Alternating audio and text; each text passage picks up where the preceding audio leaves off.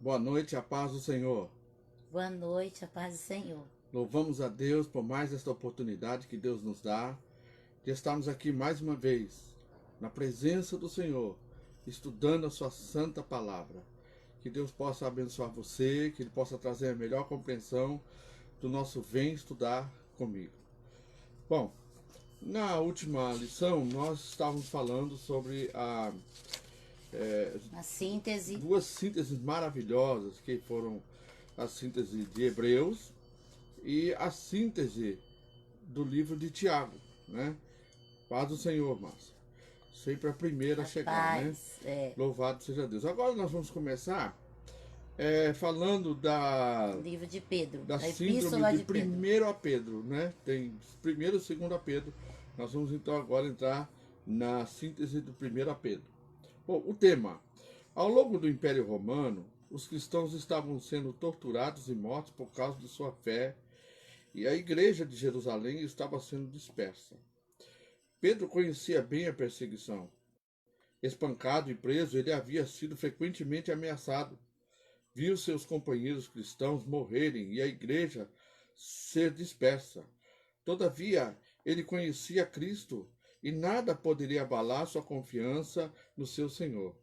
Então escreve aos judeus expulsos de Jerusalém e espalhados por toda a Ásia Menor, e a todos os cristãos, encorajando-os a permanecer firmes diante do sofrimento pelo fato de serem chamados de cristãos. Isso é muito importante, né? A gente vê que não existe ninguém que ficou isento, né? E nem tampouco ninguém deixou de pagar o preço. Tanto Pedro quanto Paulo, quanto os outros, tira o som. Tá? Tanto Já tirei. Pedro quanto Paulo, De quanto volta. outros apóstolos, né, o próprio Tiago, todos eles a gente vê que eles não tiveram uma vida fácil, né? Eles não tiveram uma vida fácil. Eles tiveram uma vida difícil e com sofrimento, mas imagina a recompensa, o galardão deles, né? Porque eles tinham a noção exata de que o prêmio não era para receber aqui, mas sim na presença de Deus, e esse é o melhor. Amém. Bom, por que foi escrito? Para encorajar a igreja dispersa que sofria pela fé, oferecendo-lhe conforto e esperança, exortando a ser leal a Cristo, tal como fazem todos os demais documentos do Novo Testamento. E quando foi escrita? Paulo escreveu na Babilônia, capítulo 5, versículo 13. Primeiro Qual? Pedro, Primeiro capítulo Pedro. 5, versículo 13. Aquela que está em Babilônia, igualmente eleita convosco, vos saúda, assim como Marcos, meu filho. Ok.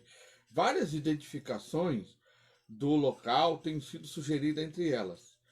Um posto militar no Egito pode referir-se literalmente à cidade de Babilônia, na Mesopotâmia, Hum, né? E pode ser uma expressão figurada referente a Roma.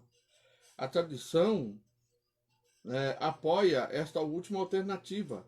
Antes do irromper da perseguição ordenada por Nero, quando o apóstolo Pedro sofreu martírio, sendo crucificado de cabeça para baixo, no máximo até 68 depois de Cristo. o Nero foi terrível, né? Muitos, né? Foi Paulo, Pedro, não resistiu a ele, não. Ele era bem cruel, né? O galardão dele também deve ser muito bom, né? Hum. Bom, vamos agora para a síntese do 2 Pedro. O tema: enquanto a primeira epístola de Pedro trata do perigo externo, as perseguições, a segunda adverte do perigo interno, a falsa doutrina. Anteriormente, Pedro havia escrito com a finalidade de confortar, encorajar os crentes em meio ao sofrimento e à perseguição. Agora, 3 anos mais tarde, nesta carta, que continha suas últimas palavras, o apóstolo escreveu para advertir os cristãos de um ataque interno. E ele diz assim: as heresias. Ou seja, desde o início da igreja. As heresias vêm, né? Sempre, Para gente, tirar do sempre, caminho certo. sempre. O diabo nunca deixou de trabalhar para desviar o crente do alvo. Isso. Com coisas Né? parecidas que são certas, mas desviar o alvo, errada. porque o diabo sabe que o alvo principal da vida humana, né, o motivo pelo qual os humanos vêm ao mundo, nascem, crescem e morrem, é para que eles possam se encontrar com o Senhor através do arrependimento dos pecados, através do Evangelho, nascer de novo e aí herdar a vida eterna. O diabo sabe disso. E ele, então, ao longo de todo esse período, procura de uma forma sutil, não direta, mas sutil, desviar os crentes do alvo. Quantos estão, de certa forma, não percebem que estão fora do alvo? Porque se o alvo é priorizar o Evangelho, se o alvo é servir, é adorar o Senhor, mas o alvo é proclamar a palavra do Senhor, obedecer a palavra, estudar a palavra, e isso não é feito, isso é deixado lá em última instância, ele já está desviando muitas pessoas do alvo. Vão deixar de conhecer não só a vontade do Senhor, mas também de desfrutar de sua presença, que é maravilhosa. Né? Por que foi escrita? Pedro sabia que seu tempo estava próximo. Na segunda epístola, capítulo 1, versículo 13 e 14. Contudo, considero fundamental, enquanto estiver no tabernáculo deste corpo, despertar a vossa memória, porquanto estou consciente de que em breve deixarei este tabernáculo, como nosso Senhor Jesus Cristo já me revelou. Lê o 15 aí, que é muito importante. Sabe? Todavia, tenho me empenhado para que mesmo depois da minha partida vos lembreis com clareza desses ensinos em toda e qualquer situação. Em toda e qualquer situação, né? Em todo e qualquer tempo, inclusive, também, né? Por essa razão escreveu sobre o que estava por vir, advertindo os cristãos do que aconteceria após sua partida, especialmente da presença de falsos mestres. Ele mesmo declara o seu propósito, explicando o motivo que levou a escrever. Capítulo 3, né? Capítulo 3, versículo 1 a 18. Amados, esta é agora a segunda carta que vos escrevo. Em ambas procuro despertar com essas recordações a vossa mente sincera, para que vos lembreis das palavras que anteriormente foram ditas pelos santos profetas, bem como do mandamento do Senhor e Salvador que os vossos apóstolos vos ensinaram. Antes de tudo, considerai atentamente que nos últimos dias surgirão escarnecedores, anunciando suas zombarias e seguindo as suas próprias paixões. Eles proclamarão o que aconteceu com a promessa de sua vinda. Ora, eles proclamarão o que aconteceu com a promessa da sua vinda. Isso acontece até os dias de hoje, né? Ora, desde que os antepassados morreram, tudo continua como desde o princípio da criação. No entanto, deliberadamente, eles não reconhecem que desde a antiguidade, por intermédio da palavra de Deus, foram criados os céus e a terra. E esta foi formada da água e por meio da água. Foi pelas águas que o mundo daquela época foi submerso e destruído. Ora, por intermédio da mesma palavra, os céus e a terra, que hoje existem, estão também preparados para o fogo, reservados para o dia do juízo e para a total destruição dos ímpios. Contudo, amados, há um princípio que não deveis esquecer, que para o Senhor um dia é como 1000 anos, e 1000 anos como um dia. O Senhor não se atrasa em cumprir a sua promessa, como julgam alguns. Pelo contrário, ele é extremamente paciente para convosco, e não quer que ninguém pereça, mas que todos cheguem ao arrependimento. Entretanto, o dia do Senhor virá como ladrão, no qual os céus desaparecerão ao som de um terrível estrondo, e os elementos se desintegrarão pela ação do calor. Você imagina o calor, né? A terra e toda a obra nela existente serão expostas ao fogo. Ora, tudo que existe será assim aniquilado. Que espécie de pessoas é necessário que sejais? Pessoas que vivem em santidade e Aleluia. piedade, aguardando o dia do Senhor e apressando a sua vinda. Naquele dia, os céus se dissolverão pelo fogo, e todos os elementos ardendo se dissiparão com o calor. É incrível que ele faz, a analogia que ele faz. Que a terra e tudo que nela há, e a destruição dela, a primeira, foi pela água. E pela palavra de Deus, que é água, será destruída novamente. Só que pelo fogo. Mas pela profecia da palavra. Deixa eu tomar um golinho d'água.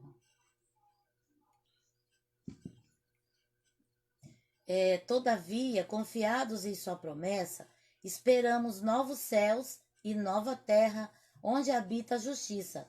Por isso, amados, enquanto aguardais esses eventos, esforçai-vos para que sejais encontrados por ele em plena paz, sem mácula e livres de culpas diante dele. Considerai que a longanimidade do nosso Senhor é uma oportunidade para que possais receber a salvação, assim como nosso amado irmão Paulo também vos escreveu de acordo com a sabedoria que Deus lhe concedeu. Ele escreve do mesmo modo em todas as suas epístolas, discorrendo nelas sobre esses assuntos, nas quais existem trechos difíceis de entender, os quais são distorcidos pelos ignorantes e insensatos, como fazem com as demais escrituras para a própria destruição deles. Sendo assim, amados, estando bem informados, guardai-vos, para que não sejais conduzidos pelo erro e sedução dos que não têm princípios morais, vindo a perder a vossa segurança e cair. Antes, crescei na graça e no conhecimento do nosso Senhor e Salvador Jesus Cristo. A Ele seja a glória, agora e no dia eterno. Amém. Eu fico impressionado, irmãos, uma coisa. Paulo era talvez um dos menos letrados que tinha entre os apóstolos. Além do mais, ele tinha um temperamento totalmente impulsivo. Quem, era Paulo? Pedro. Ah, você Pedro. falou Paulo. Ah, não, Pedro. Então, ele tinha um temperamento totalmente impulsivo.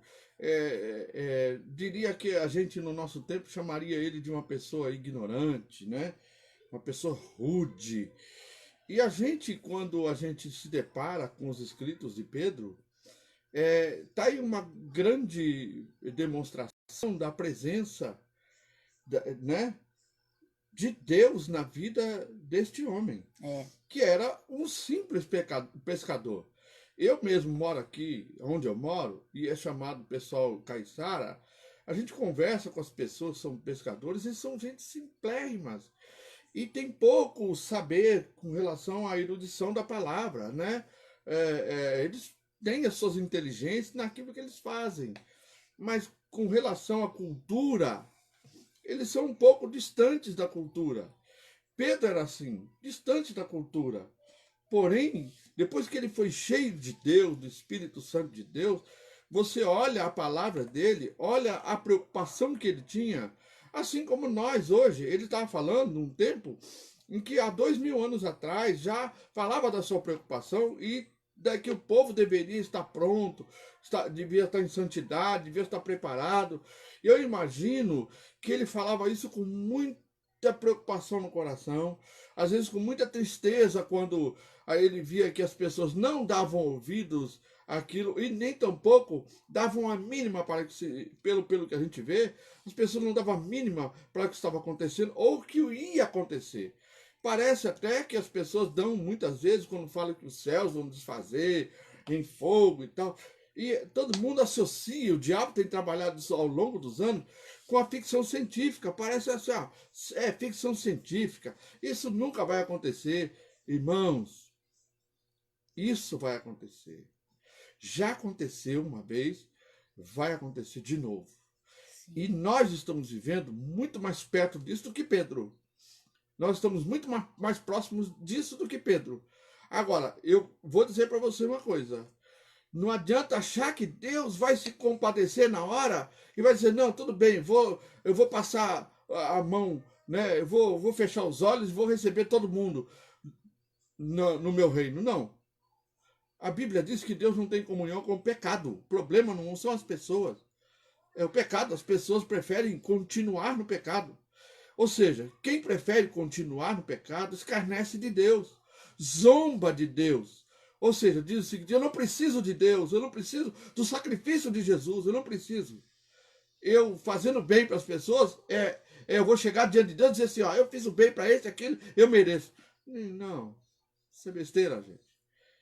Se nós não se dobrarmos, não se arrependermos dos nossos pecados, não fomos limpos pelo sangue de Jesus e perdoados e nascer de novo, nós não vamos entrar no reino do céu e a gente vai para aquele lugar que eu falei que a gente fica fritando pelo resto da vida, eternamente, com aquela dor horrível de muito maior do que uma dor de queimadura de terceiro grau, gente. Mas para sempre. E outro dia eu estava aqui parado, comecei a pensar nisso, eu falei, eu não consigo imaginar isso. Mas já tem gente lá, sim. Já? Gritando. É. Em tormento. E ainda não é o inferno, hein? Ainda não é inferno. É Ainda não é o inferno, gente. Mas muitos que já partiram desse mundo e que não deram crédito a essa palavra, que foram pegos de repente, não pela volta, mas pela morte, estão debaixo da maldição eterna. Então, é doloroso. Eu falo isso, gente, porque eu e minha esposa, nós estamos fazendo tudo isso aqui porque a gente tem no nosso coração a compaixão das vidas. Há tempo de mudar, há tempo de se arrepender. Enquanto é tempo, nós estamos aqui deixando esse legado, essa palavra. Mas a gente vê que poucos têm dado crédito a ela. Poucos têm, não, eles têm coisas mais importantes para fazer do que estudar a palavra de Deus. Isso é muito triste, gente. Isso é muito triste. Aqui. Bom, lembrá-los das palavras dos profetas e dos apóstolos que predisseram a vinda dos falsos mestres. Só um minutinho.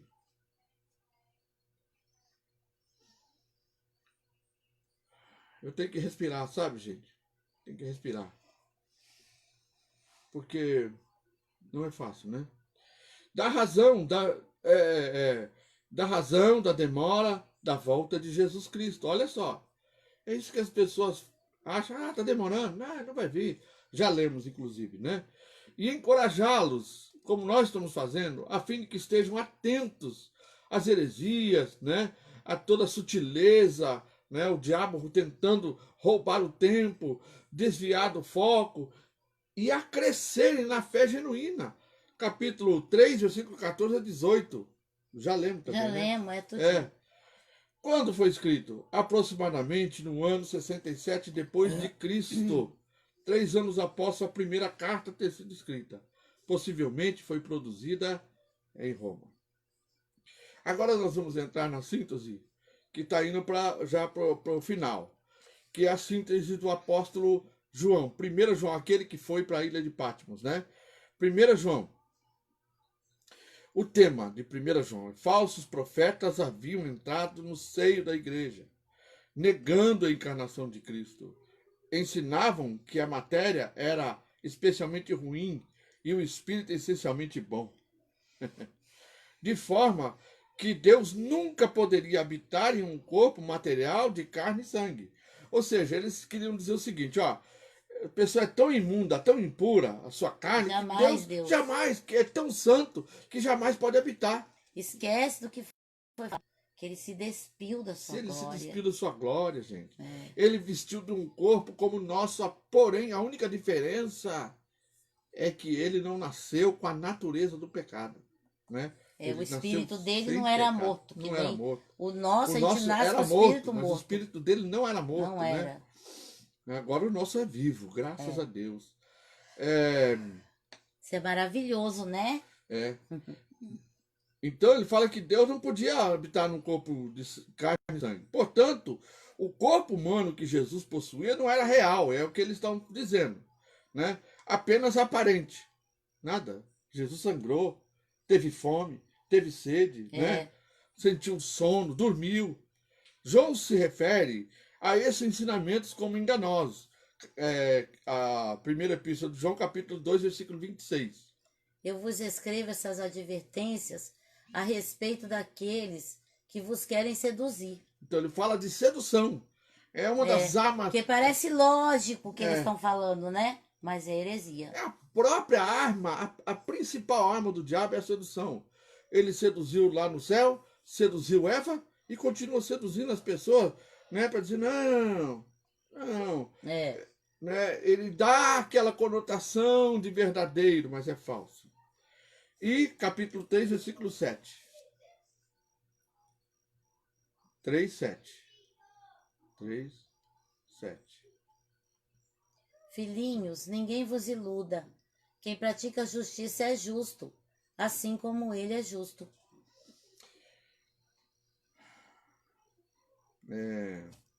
3, 7. Onde E a está? seus mestres, E ele, então, aos seus ensinos enganosos e a seus mestres como falsos profetas, capítulo 4, versículo 1. amados, não deis crédito a qualquer espírito.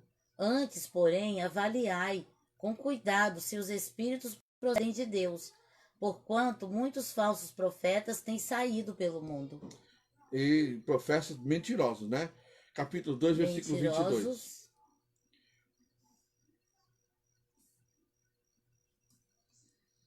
Quem é o mentiroso, senão aquele que nega que Jesus é o Messias? Este é o inimigo de Cristo, aquele que rejeita tanto o Pai quanto o Filho. Gente, pensa nisso. Olha o que ele está falando. Que aquele que rejeita Deus e Jesus, ele é mentiroso. Mentiroso. Ele Inimigo de rejeita Cristo. Deus, ele é mentiroso. Ele é filho, e aí Deus, Jesus ele disse assim, que o pai da mentira é o diabo. Ele está querendo dizer o seguinte, que ele é filho do diabo. Agora, e o anticristo, que é capítulo 2, versículo 18. 18. Filhinhos, essa é a hora derradeira. E assim como ouvistes que o anticristo está chegando, já agora muitos anticristos têm surgido. Por isso sabemos que essa é a última hora. Isso ele está olhando naquela época. Porque Imagina surgiram agora. muitos, né? Muitos anticristos naquela época. E continuou surgindo esses muitos anticristos ao longo de toda a história. E principalmente agora. Agora tem um zilhão de anticristo, né? Versículo 22. É o mesmo capítulo 2, 18 e o versículo 22. Quem é o mentiroso senão aquele que nega? Já lemos que Jesus é o Messias. E capítulo 4, versículo 3. É que ele repetiu, né? Mas todo espírito que não confessa Jesus não provém de Deus. Ao contrário, este é o espírito do anticristo, a respeito do qual tendes ouvido que havia de vir, e presentemente já está no mundo. É só, né? Todo espírito que não confessa Jesus não provém de Deus. O anticristo, né? O apóstolo escreveu para corrigir os sérios erros cometidos por aqueles irmãos, apresentando Deus como luz, simbolizando pureza e santidade absoluta. Capítulo 1, versículos 5 e 7.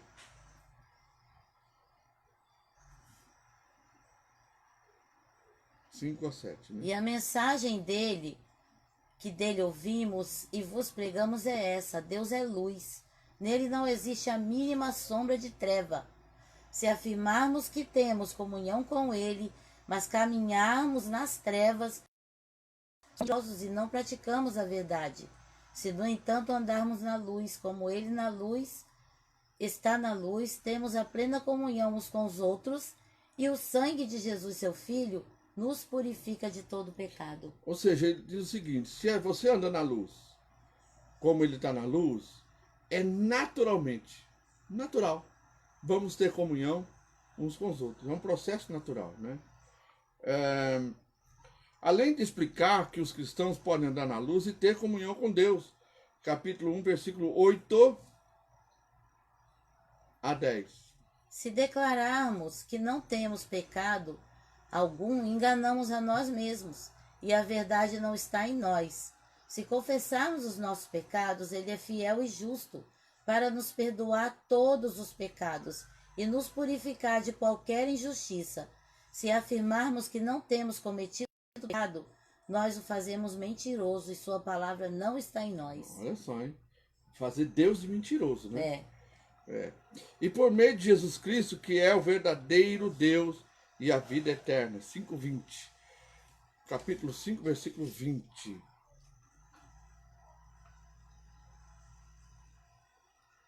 Da mesma forma, temos pleno conhecimento de que o Filho de Deus é vindo e nos tem concedido entendimento, para reconhecermos o verdadeiro. E nós estamos vivendo naquele que é o verdadeiro, em seu Filho Jesus Cristo. Este é o verdadeiro Deus e a vida eterna. E por que foi escrita? Como testemunho ocular de Jesus Cristo, ele escreveu com o propósito de reafirmar a confiança dos cristãos em sua fé e refutar as heresias dos falsos mestres. Quando foi escrito? Provavelmente entre o ano 85 e 90 depois de Cristo de Éfeso. Segunda epístola, a síntese, segunda epístola de João. O tema: o apóstolo João escreve essa carta para uma senhora cristã e sua família, com o intuito de instruí-los quanto ao tratamento para com os falsos mestres, e não lhes dar hospitalidade. Aqueles que implantavam falsos ensinos eram um problema perigoso para a igreja, pois atacavam os fundamentos do cristianismo. A palavra verdade é empregada 5 vezes nos 4 primeiros versículos, aos quais amo na verdade todos os que têm conhecido a verdade que permanece em vós. Aí já está no versículo 2. A graça e a misericórdia e a paz estarão convosco em verdade e em amor, versículo 3, e andando na verdade. Versículo 4. Por quem foi escrito? Para quem, né? Para aquela família e para a igreja em geral, a fim de enfatizar os aspectos básicos de seguir a Cristo, verdade e amor, e advertir contra os falsos mestres itinerantes. Eu citei um dia muito também, né, itinerante. Quando foi escrito? Provavelmente entre os anos 85 e 90 de Éfeso. E a terceira epístola de João, que também diz o tema. O tema é endereçado a um fiel cristão chamado Gaio. Não era endereçado à igreja, Jorge, né? agora sou Era eu. especificamente a uma pessoa, Uma né? pessoa, é. Talvez tenha se convertido pela pregação de Paulo em 1 Coríntios 1,14, né? Ainda tem 2 minutos. Tá bom. 1 Coríntios 1,14, livro. 1 Coríntios 1,14. 1,14.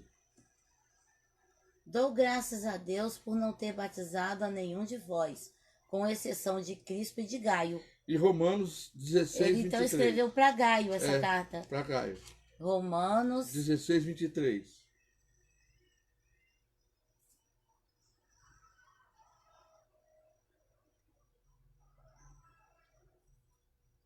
Gaio, cuja hospitalidade eu e toda a igreja desfrutamos, vos envia saudações.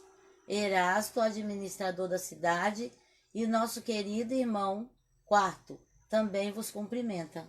Glória a Deus, glória a Deus. Terminou? Em cuja casa Não, termina. uma igreja se reunia. Termina. Não, aqui, você vai aqui na carta anterior. Pode ir. Não vou roubar seu tempo, não. Hein? Na carta anterior, o apóstolo João proibiu a hospitalidade para com os falsos mestres. Aqui ele estimula a hospitalidade. Uma das palavras proferidas pelo apóstolo João é verdade, que a emprega mais de 20 vezes no Evangelho. Nele, em 1 João 5, em 2 João e 5 agora, nesta última e brevíssima carta. Vejamos, amar em verdade, verso 1. Fidelidade à verdade, andar na verdade, verso 3. Cooperar em favor da verdade, verso 8. Testemunho da verdade, verso 12. Por que foi escrita? Para estimular Gaio em sua generosidade e repreender Diótrefes, por sua arrogância, além de anunciar sua intenção de em breve ir visitá-lo. Verso 14. Eita, amor. Barulho aí na frente. É o trator que tá fazendo. É. Assim, quando foi escrita? Assim como as outras duas, essa provavelmente também deve ter sido escrita entre os anos 85 e 90 depois de Cristo, de Éfeso. Agora a síntese de Judas. Tema: o seu autor tem sido identificado como sendo Judas, servo de Jesus Cristo e irmão de Tiago. Verso 1. 6 homens aparecem nas Escrituras com este nome: Judas Iscariote, escolhido por Jesus por ser apóstolo, que está em Mateus 10:4. O irmão de Jesus, Mateus 3:55. Lê, Jorge. Então, Jesus tinha um irmão que chamava Judas também, viu? Tinha um chamado Tiago e outro Judas. Mateus 13:55.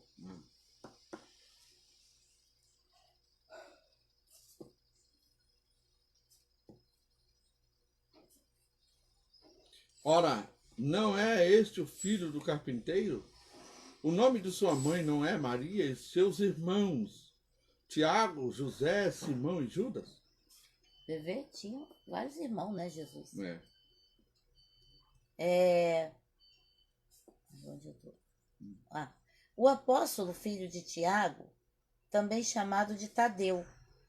Mateus 10:3, que para falar onde tem Judas, não precisa ler não. E Lucas 6:16.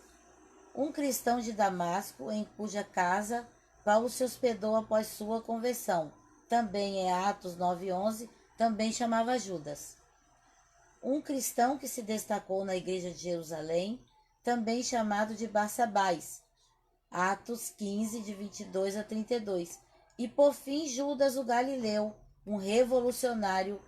Atos 5:37. Todos esses aqui que ele falou, chamado Judas, mas não foi nenhum desses, viu? A igreja primitiva tem identificado Judas como sendo o meio irmão de Jesus. Mateus 13:55, que você leu, e Marcos 6:3. Marcos 6:3. Não é esse também a mesma coisa? Não é esse o filho do carpinteiro, filho de Maria, irmão de Tiago? Né? Assim como seus outros irmãos, Judas também não creu em Jesus. Ele só passou a crer em Jesus após o Senhor ter ressuscitado. Esse demorou a se converter, hein? Os próprios irmãos não davam crédito a ele. Marcos 3, 21, 31.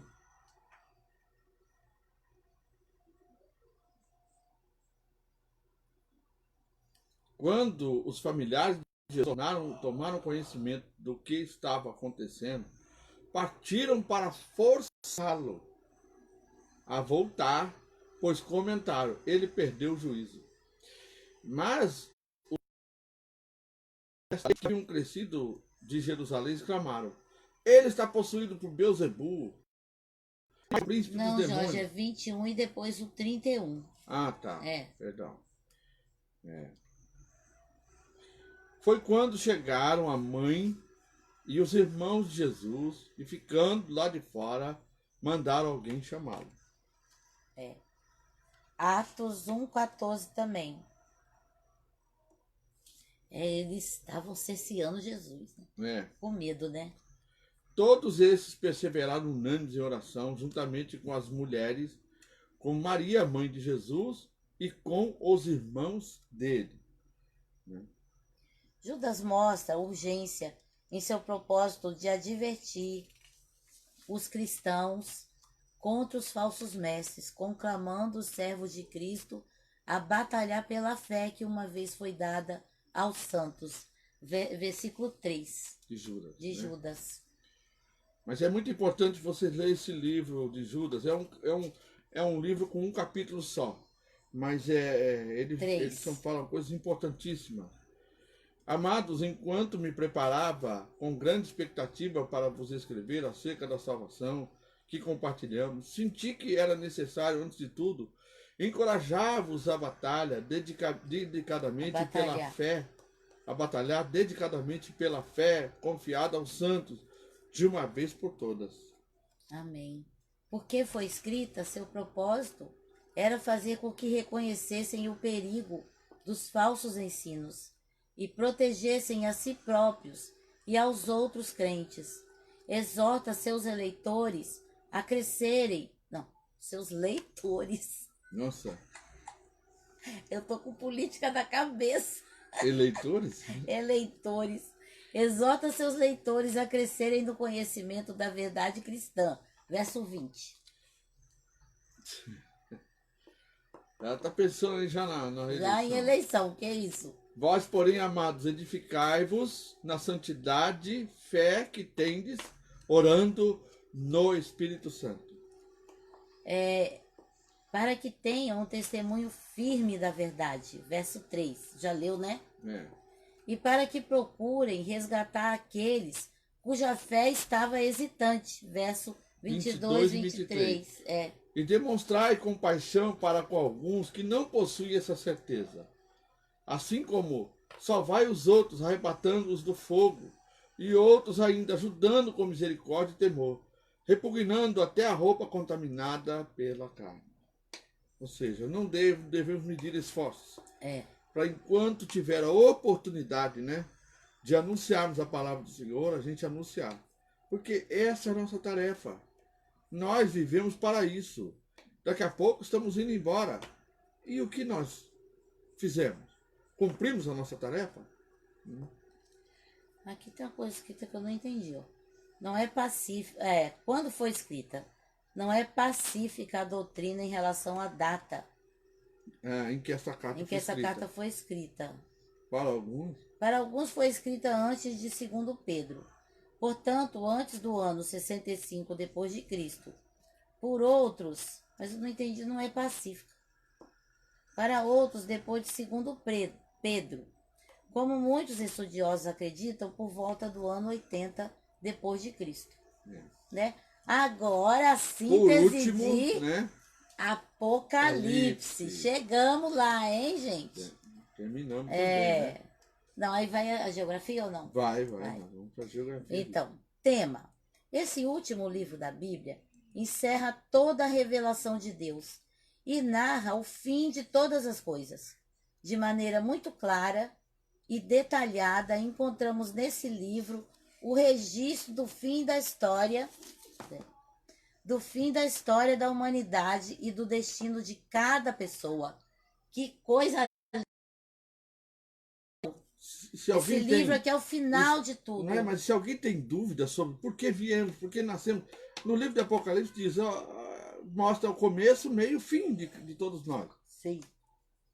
E o destino de cada pessoa. E o destino também. Tudo isso está em um livro fechado com 7 selos, os quais ninguém pode abrir, a não ser o Cordeiro de Deus, que foi morto desde a fundação do mundo.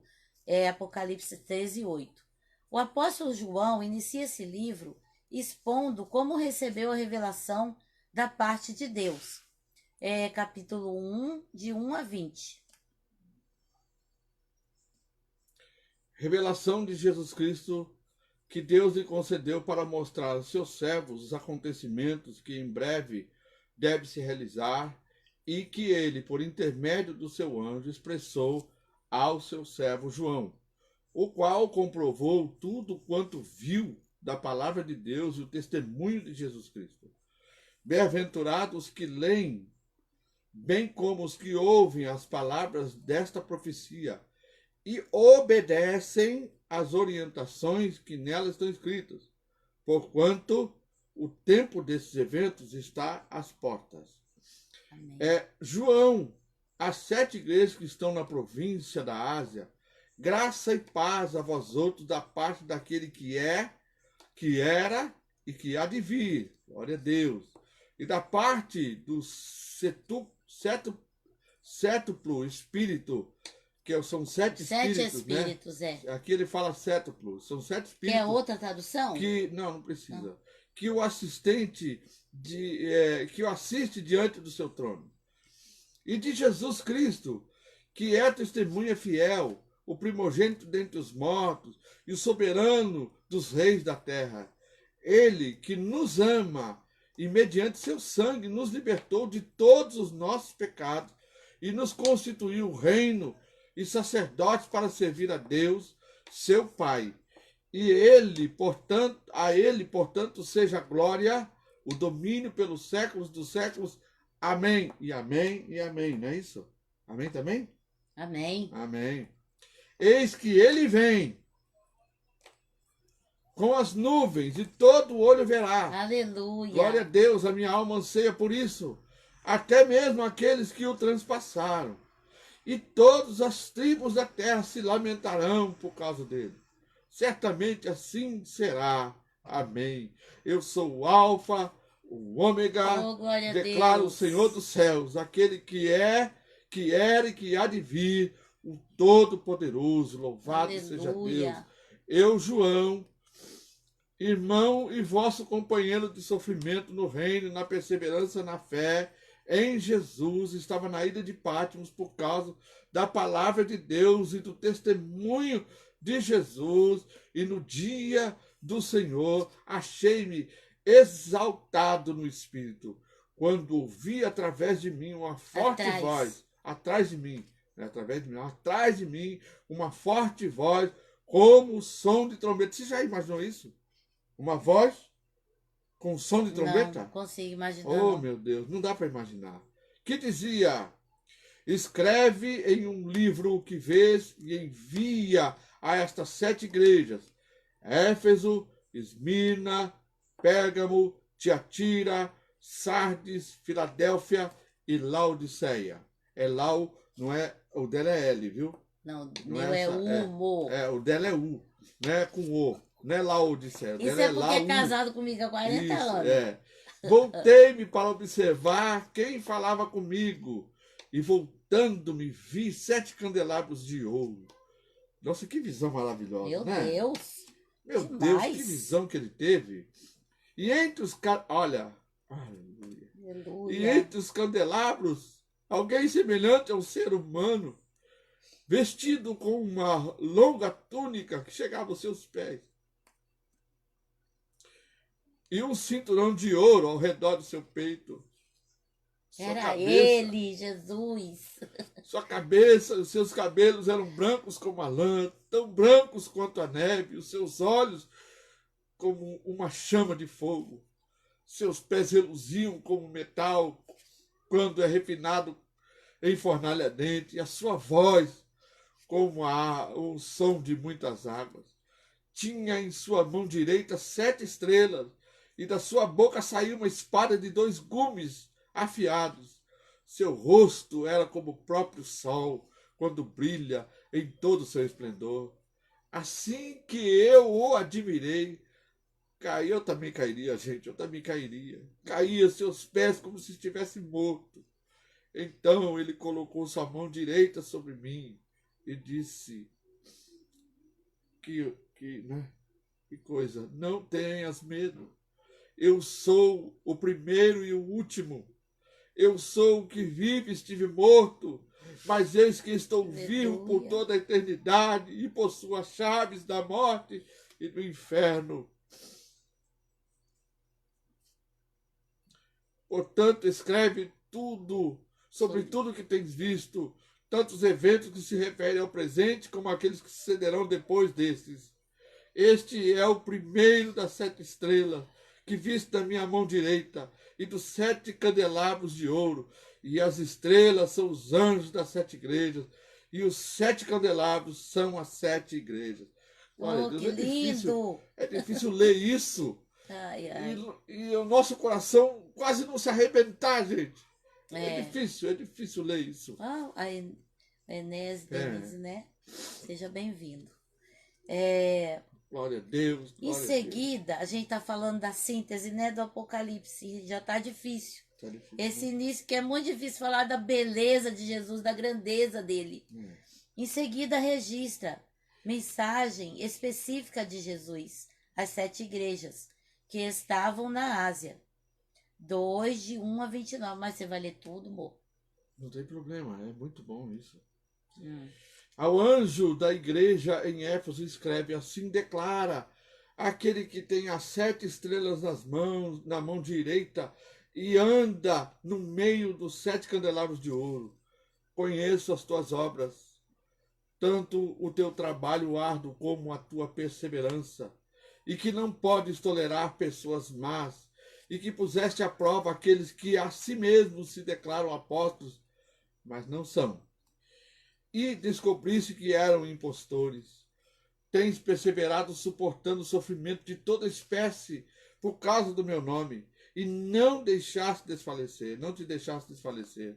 Entretanto, você vê, além disso, entretanto, por mais que ele, né, tenha sido ali, ele diz, entretanto, tenho contra ti o fato de que abandonaste seu primeiro amor. Assim tem muita gente que continuam servindo a Deus, Mas se perdeu no amor, né? continuam indo à casa do Senhor, continuam participando de tudo, mas abandonou o primeiro amor, sabe? A primeira paixão, aquilo que te impulsionava a falar do nome de Jesus para todo mundo, distribuir folhetos, sei lá, procurando mostrar sua alegria de ter encontrado Jesus. Ele está dizendo, olha, entretanto você abandonou o primeiro amor. Recorda-te, pois de onde caíste? Arrepende-te e volta à prática das primeiras obras. Portanto, se não, e ainda fala isso, né? Se não te arrependeres, em breve virei contra ti e tirarei o teu candelabro do seu lugar.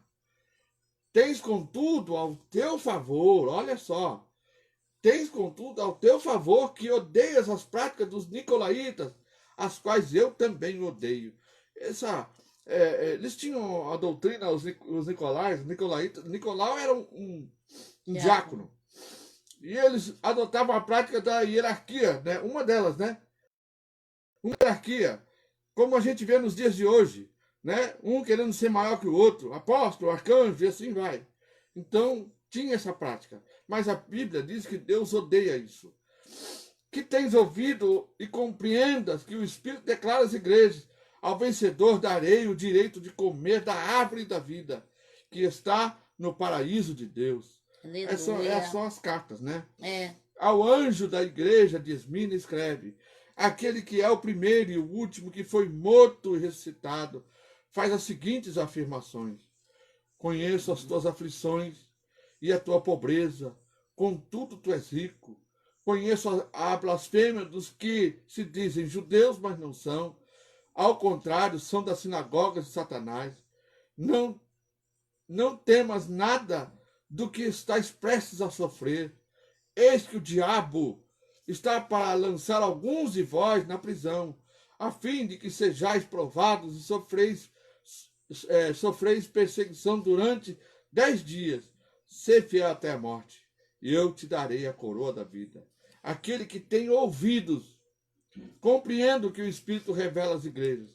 O vencedor, de maneira alguma, sofrerá punição da segunda morte. Aleluia. Aquele que tem ouvido, continue ouvindo as exortações da palavra de Deus e guarda o seu pé, né? Amém. Ao anjo da igreja de Pérgamo, assim escreve, assim declara aquele que tem a espada dos gumes afiados: conheço o lugar em que vives, onde se encontra o trono de Satanás. Apesar disso, permanece fiel ao meu nome e não renunciaste à tua fé em mim. Nem mesmo quando Antipas, minha leal testemunha, foi morto nessa cidade onde Satanás habita. Tenho, contudo, contra ti algumas admoestações. Portanto, tens contigo os que seguem a doutrina de Balaão, que ensinou Balaque a amar as ciladas contra os filhos de Israel, induzindo-os a comer sacrifícios, alimentos sacrificados a ídolos, e assim entregarem a prática da prostituição. Nossa, sério, né? Além disso, tens também alguns que semelhantemente seguem a doutrina dos nicolaítas. Diante do exposto, arrepende-te. Caso contrário, logo virei contra ti e contra eles pelejarei com a espada da minha boca. Quem tem ouvidos, compreenda o que o Espírito revela à igreja. Ao vencedor proporcionarei do maná escondido, bem como lhe darei uma pedra branca, aleluia, e sobre essa pedra branca está grafado, né? Escrito, grafado, um novo nome, ao qual ninguém conhece, a não ser aquele que o recebe. Que lindo, né? Eu fico pensando, né, as pessoas que Eu já acho foram assim, Jorge, que antes de nós, saber né? desse nome, né, é tão importante. Eu fico pensando nas pessoas que já estão lá com o Senhor.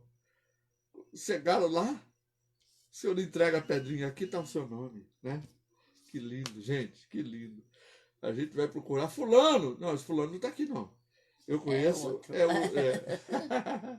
Oh, glória a Deus, glória a Deus. Ao anjo da igreja de Tiatira escreve, assim declara o Filho de Deus, cujos olhos são como chama de fogo e os pés como bronze reluzente. Conheço as tuas obras, o teu amor, a tua fé e o teu ministério, a tua perseverança, bem como sei que estás servindo muito mais agora do que no princípio. No entanto, tenho contra ti o fato de que toleras, né? Não é que ele anda na doutrina dela, mas tolera Jezabel, aquela mulher que se diz profetiza.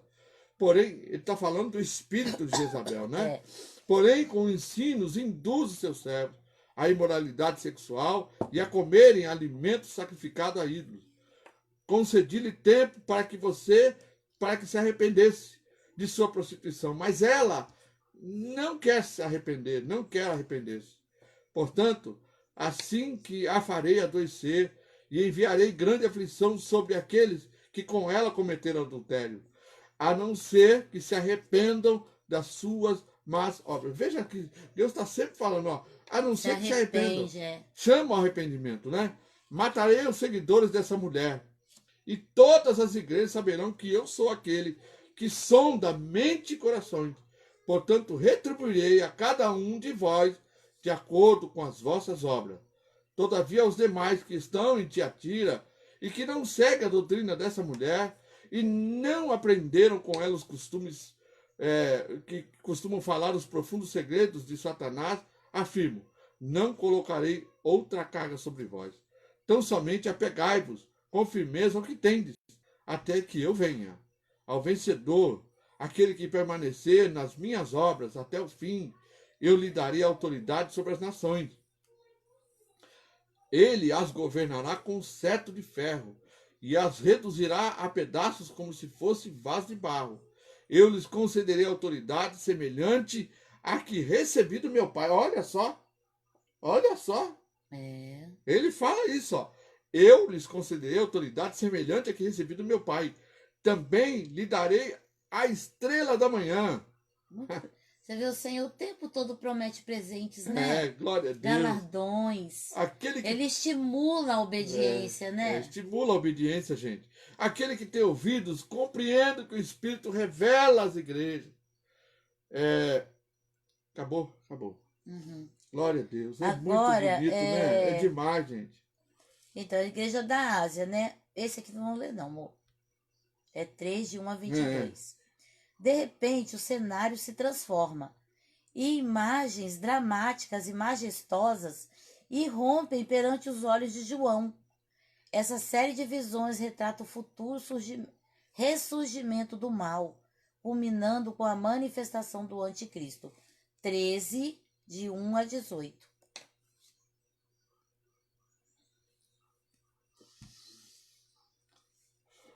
Então observei que emergiu do mar uma besta que tinha 10 chifres, 7 cabeças, e sobre os chifres 10 coroas, e cada cabeça um nome de blasfêmia.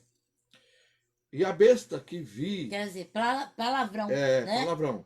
E a besta que vi era semelhante a um leopardo, porém tinha os pés como os de urso e a boca como de leão. Como? Isso aí ele está falando a semelhança, não que era.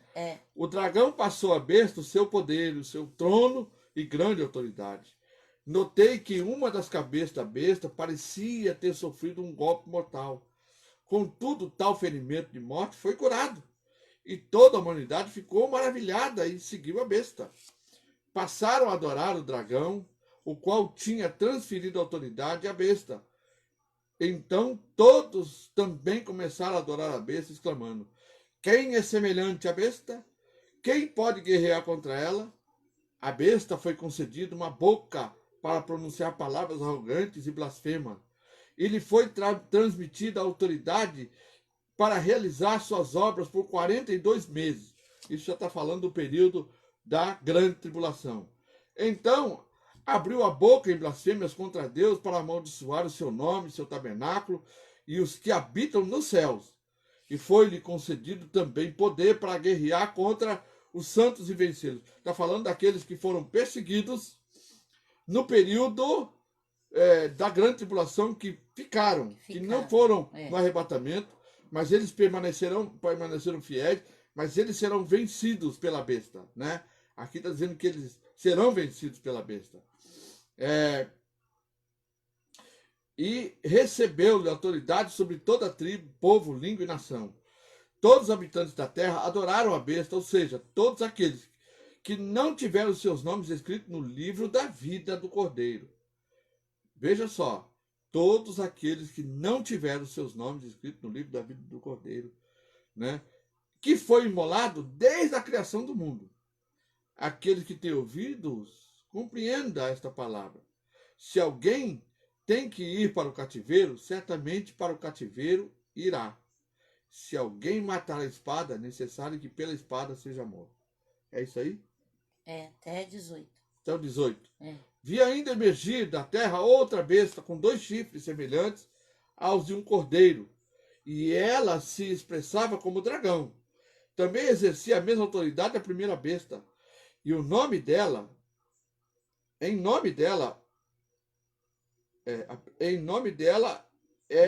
obrigava a terra e os seus habitantes a adorarem a primeira besta, cujo ferimento mortal tinha sido curado. Ela realizava grandes sinais à vista da humanidade, de maneira que fazia até descer fogo dos céus para a terra.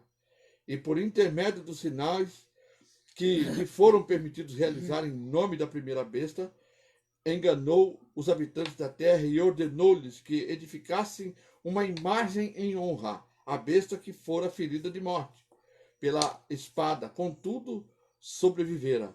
Além disso, foi-lhe dado poder para dar fôlego à imagem da primeira besta. Já pensou? De maneira que ela tivesse capacidade de falar e tivesse com que todos os que não lhe prestaram adoração fossem mortos. Ela obrigou a todos, pequenos, grandes, ricos, pobres, livres e escravos, a aceitarem certa estampa de marca na mão direita ou na testa, a fim de que ninguém pudesse comprar nem vender, a não ser que apresentasse tal marca, que é o nome da besta ou o número do seu nome. Aqui é preciso decifrar. Aquele que tem sabedoria, calcule o número da besta, pois o número representa o nome de um ser humano. Você vê? Então... Seu número é 666. Então, esse número representa um nome. Um nome. Então não adianta é o nome do ser humano. Não adianta falar. Procurando 6666. E tem pessoas que pegam, por exemplo, que representa lá, um o nome. código de barra e falam, aqui é 666. Não, representa um nome. A Bíblia é clara que em fator numérico, esse nome, né, é o nome do ser humano. Então, em números ele vai dizer qual é o nome, né? Nome do dele. ser humano. Acho que isso é coisa para judeu, né? É coisa para judeu? Então vamos lá. Em seguida, João faz a narração detalhada do triunfo do Rei dos Reis. 19, versículo 16. Das bodas do Cordeiro, 19:7. Do juízo, depois você lê. Final e da chegada da nova Jerusalém vinda do céu, 21:2. Findando com a promessa da volta de Cristo, 22, de 6 a 21. Então vamos lá. O primeiro é 19:16. 19, versículo 16. Em seu manto, sobre a coxa, traz escrito o seu nome, Rei dos Reis e Senhor dos Senhores. Amém. 7. Das bodas do Cordeiro. é onde eu vou estar. Você também vai? Glória a Deus. Alegremos-nos e exultemos-nos e demos glórias a Ele, porque chegou a hora das bodas do Cordeiro e sua noiva já está preparada. Já está preparada. Somos nós, a noiva do Cordeiro. Nós. Do juízo final e da chegada da Nova Jerusalém, vinda do céu. 21, versículo 2. Vi também a cidade santa, a Nova Jerusalém que descia dos céus da parte de Deus, adornada como uma linda noiva para o seu esposo amado. Glória a Deus. Hoje a gente tem bastante novidade. Olha quem tá lá, o Roncone. Daqui a Deus pouco você tá aqui. É verdade. Então, agora, findando com a promessa da volta de Cristo. Glória 22, a Deus. Aí, 6 a 21. E declarou-me ainda, tudo está realizado. Eu sou o Alfa, o Ômega, o princípio e fim. E a todos quantos tiverem sede, lhe dareis de beber graciosamente da fonte da água da vida. O vencedor herdará todas essas bênçãos, e eu serei o seu Deus, e ele será meu filho. Porém, quanto aos covardes, os incrédulos, depravados, os assassinos, os que praticam imoralidade sexual, os bruxos, os ocultistas, os idólatras e todos os mentirosos, né? A parte que lhes cabe será no lago de fogo, que arde perpetuamente em meio ao enxofre, e esta é a segunda morte. Ele falou que está na porta assistindo ao vivo, Jorge. Ah, é? Glória a Deus. Ai.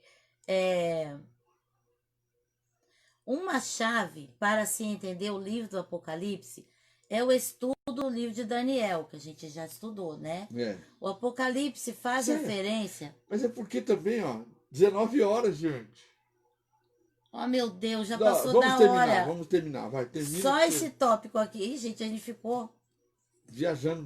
O Apocalipse faz referência aos escritos de Daniel mais que qualquer outro livro das Sagradas Escrituras. Portanto, o estudo do livro de Daniel, módulo 3, providenciou o fundamento necessário para a análise que agora iniciaremos. Amém. Amém. Glória a Deus, gente. Então, agradecemos a cada um de vocês que até sexta-feira. Que participaram do nosso estudo. Que Deus possa te abençoar. Convidamos você a estar sexta-feira às 18 horas conosco e às 20 horas nosso culto em casa. Vamos compartilhar o vídeo no Facebook e também vamos colocar na nossa página no YouTube. Que Deus possa te abençoar. Amém. Até lá.